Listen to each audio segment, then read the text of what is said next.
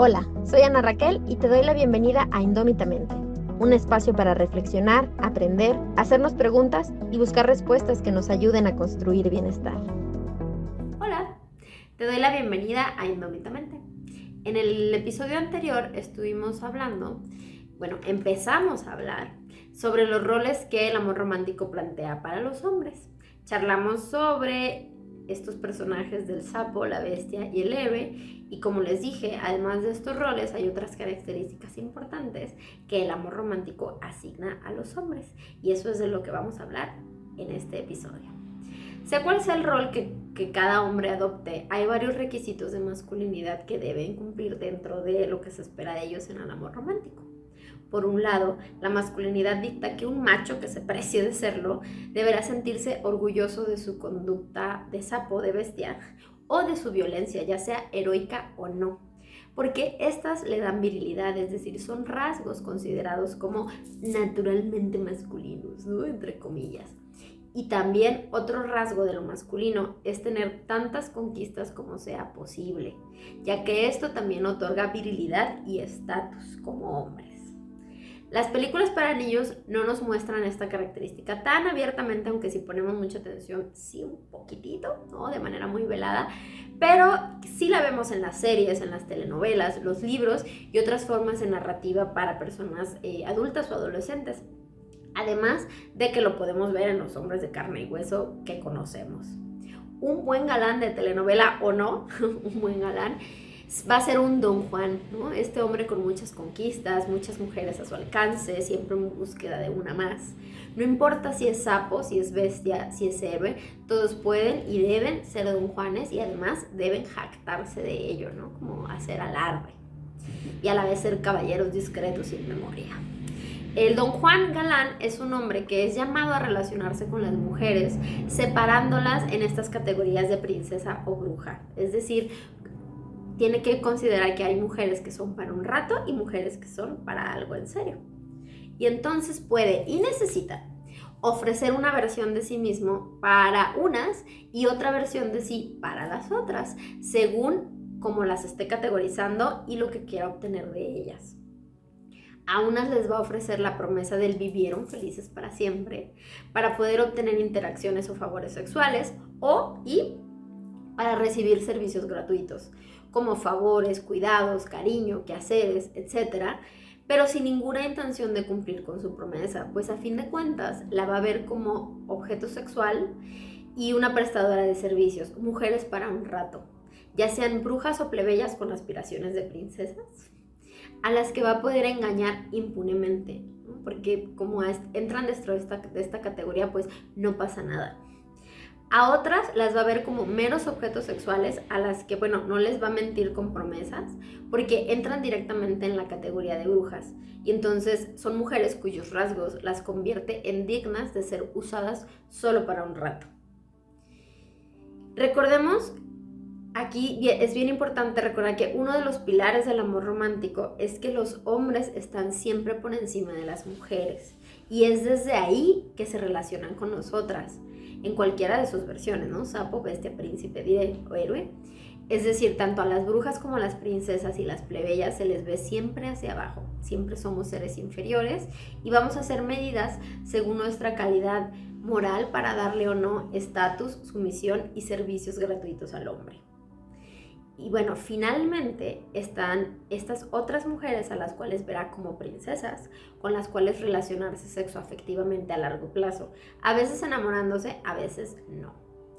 El asunto es que para los hombres el tener este tipo de relación no va a representar el ya no tener otros tipos de relaciones, ¿no? Un macho que se precie de serlo va a tener una vida de casado, con la esposa prestadora de servicios gratuitos, que sí va a estar obligada a la fidelidad, pues ella es la responsable de que no se rompa el hechizo del amor inicial, y también va a poder seguir teniendo esta vida de Don Juan soltero, pues esto es considerado un rasgo de masculinidad y algo a lo que tienen derecho por su supuesta superioridad natural y su supuesta naturaleza que tiende como al galanismo, al donjuanismo.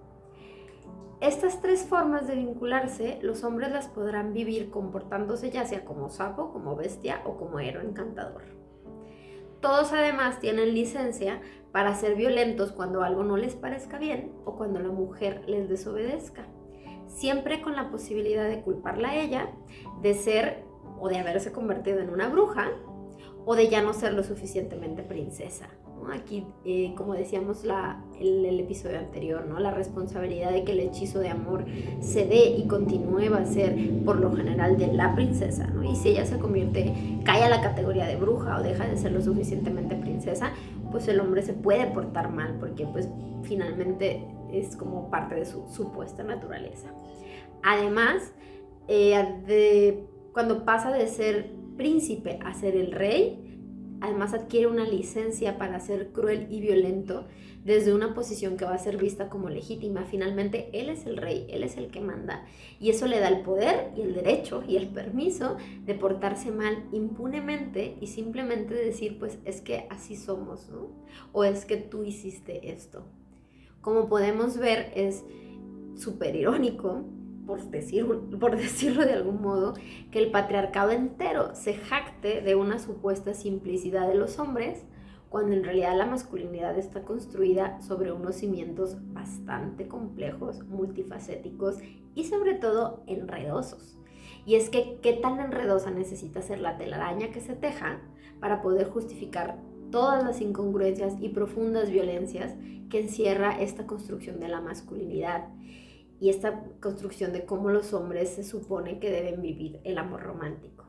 Y todo esto, además, haciéndolas pasar por naturales o cosas de la condición humana. Todo esto sin, además, tomar en cuenta que los enredos necesarios para justificar, como ya vimos, que todos estos rasgos les sean prohibidos y además penados, súper castigados a las mujeres según la construcción de feminidad, ¿no? Entonces la condición humana aplica de una manera para unos, de otra manera para otros, justifica unas cosas en unos, exige unas cosas en unos y exige otras cosas en otras y prohíbe otras cosas en otras, ¿no? En fin, es todo un súper, ultra, mega enredo. Que bueno, claro que podríamos seguir aquí citando muchos ejemplos y muchas más formas en las que el rol de los hombres en el amor romántico es construido, pero creo que ya hemos abarcado algunos de los puntos más básicos, importantes y como medulares que hay que analizar. Entonces te invito a mirar a tu alrededor, a las historias con las que creciste, a las historias con las que sigues conviviendo, en los cuentos, las películas, las novelas, las telenovelas, las series, y a preguntarte ¿qué tanto se reflejan estas formas de ser hombre y de vivir el amor en estas historias? ¿Qué tanto yo tengo algunas de estas características o creencias sobre la forma en que son los hombres y viven el amor? ¿Cómo es que estos roles se han hecho pasar por naturales? Eso es súper interesante. ¿Cómo estos roles fomentan el privilegio, es decir, esta posición de poder tan grande que los hombres suelen tener sobre las mujeres en el patriarcado? Y con los roles que el amor romántico ofrece para los hombres y las mujeres, ¿será posible establecer relaciones que nos funcionen sanamente, en condiciones de disfrute mutuo, con corresponsabilidad e igualdad de poder o no? Porque creo que una cuestión bien importante es esta, ¿no? Partimos de ver que el amor es socialmente construido, para ver también cuáles son las ideas base, qué rol le pone a las mujeres, qué rol le pone a los hombres, y entonces vamos viendo si estas cosas que estamos metiendo en una mezcladora de cócteles nos van a dar un resultado que sea favorable o no, porque una de las grandes cosas que nos preguntamos un montón es ¿qué hice mal? ¿Por qué no salió? ¿Por qué esto no salió bien? ¿Por qué terminé sufriendo? ¿Por qué terminé violentada? ¿Por qué? Por más que lo intento, no. Y creo que aquí por eso justo estamos cuestionando el modelo, ¿no? Para ver si el modelo da para que sucedan cosas chidas, ¿no? Para que podamos vivir el amor o no. Estas son solo algunas de las preguntas que nos podemos seguir planteando para nuestro pequeño gran análisis que estamos haciendo sobre el amor romántico. Esto es Indómitamente, un espacio para reflexionar, aprender, hacernos preguntas y ver si encontramos respuestas que nos ayuden a construir bienestar. Nos vemos en nuestro próximo episodio para charlar sobre qué tipo de relaciones se pueden y suelen establecer dentro de esta mitología del amor romántico.